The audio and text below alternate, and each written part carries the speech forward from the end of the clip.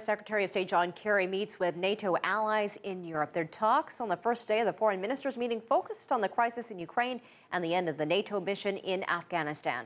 CCTV's Jack Barton reports from Brussels. U.S. Secretary of State John Kerry joined other NATO foreign ministers in Brussels for a meeting that began with an ominous warning from the organization's new Secretary General. Russia is trying to replace the rule of law with the rule of force. John Kerry has signalled further sanctions may be required if the situation in eastern Ukraine does not improve. Russia has not lived up to its promises to end all support for armed separatists, withdraw troops and weapons, release hostages, allow OSCE inspectors to do their jobs, and respect Ukraine's sovereignty and territory. On Tuesday, NATO announced an interim rapid response force would be combat ready next month, with a full force operational in 2016.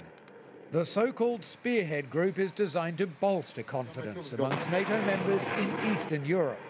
The Rapid Response Group is expected to be a brigade-sized force of about 5,000 troops, backed by air and naval support that can deploy to any trouble spot at short notice. NATO also announced a recent increase in air, sea and troop activities in the Baltic region would be continued throughout 2015. All part of the organisation's largest push towards collective defence since the end of the Cold War. Kerry also discussed Afghanistan, where NATO-led combat operations are scheduled to end this month, to be replaced by a limited training force. On Wednesday, Kerry will join a special meeting at NATO headquarters on efforts to fight the Islamist militant group ISIL in Syria and Iraq. That will be attended by about 60 countries. Jack Barton, CCTV, Brussels. There's a